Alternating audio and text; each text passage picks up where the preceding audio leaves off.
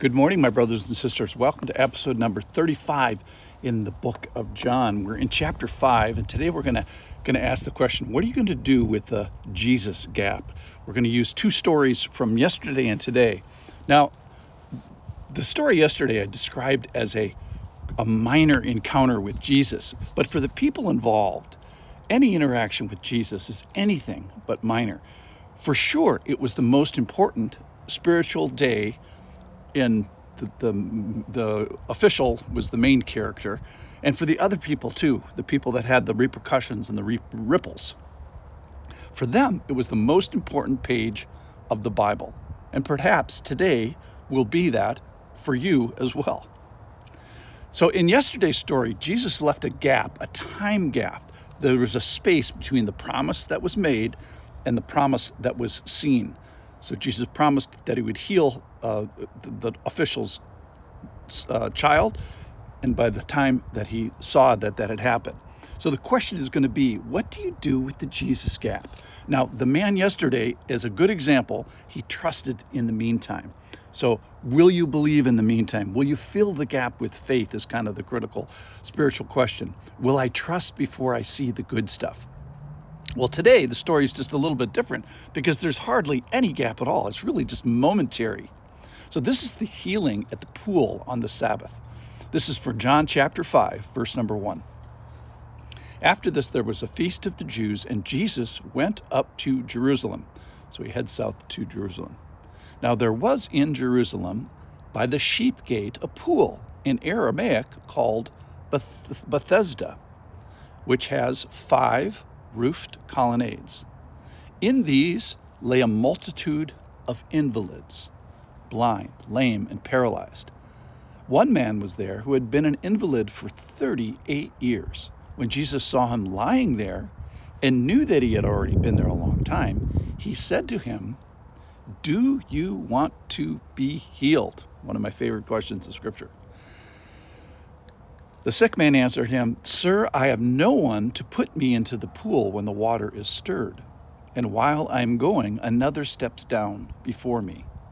Jesus said to him, "Get up, take your bed, and walk." And at once the man was healed, and he took up his bed and walked. The story continues, but let me stop there for today. So in Jerusalem, there's this Bethesda, this pool. It's an important spiritual place. And theoretically, it's a place where an angel of the Lord comes and stirs the water, and the first guy in the pool gets healed. So many people here believe this. Either they believe it or they know it, that they've seen it, that there has been a multitude of lame and blind and paralyzed people that have been healed over time. So in today's world, it's like going to a hospice center or a rehab center or maybe one of the long-term care facilities. This guy had been in this situation for 38 years. So Jesus' assessment, obviously, that he had been there a long time. And then one of the greatest questions that ever come out of the mouth of Jesus is, do you want to be healed? Now, not everyone who is afforded the opportunity to be healed actually wants to be healed. I know it sounds crazy, but such is humanity. Some people find the victim card to be very attractive, playing the injured person, playing the sick card. Somehow there is some secondary gain of getting mileage or attention or money or maybe getting a disability check out of this. And some people apparently are emotionally stuck because it benefits you, or at least makes you unwilling to do the work to get out of the emotional state of being emotionally sick. So do you get more benefit from staying here than walking away from here? So that likely means this person is going to have to work and be a net contributor versus a net receiver. Or is your identity that of a permanently sick person? Are you on permanent disability in your mind? So it's a complex question. Now, the reason he asked it is sometimes the answer is no.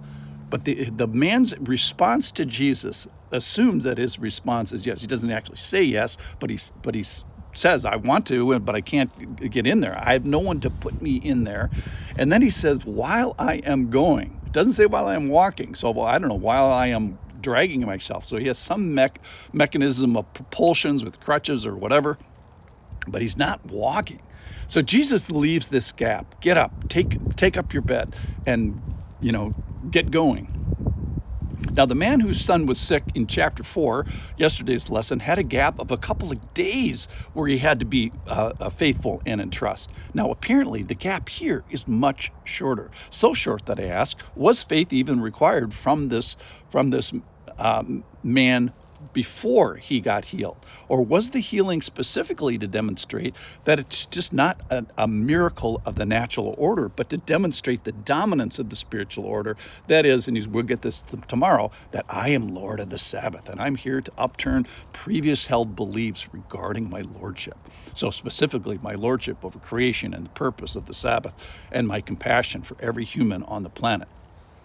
So we watch what happens to this guy. So in verse 14, which I haven't read yet, it says that afterward, Jesus found him, the paralyzed guy, in the temple. So the official with the sick son had to trust God before he saw the good stuff.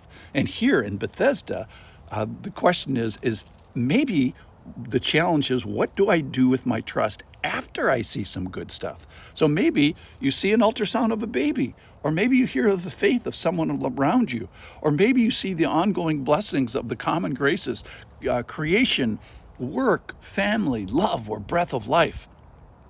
So what happened this week is the question that you should be in the temple giving thanks for, that you should be in the church. Were you there last Sunday? Are you paying attention to these blessings that the Lord is giving?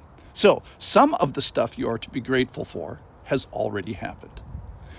But here's the other thing, is that some of the stuff that you are to be grateful for has not yet happened. So what are you going to do with this Jesus gap, this gap he leaves for your faith? Some of it regarding stuff that's already happened, and some of it regarding stuff that we are still trusting in God for the future. So what will you do with the Jesus gap? Will you be faithful during this time of the gap? Will you entrust yourself to him, set your mind to him, and set your seal upon him? The question is, this Sunday, will we find you in the temple? Thanks for listening.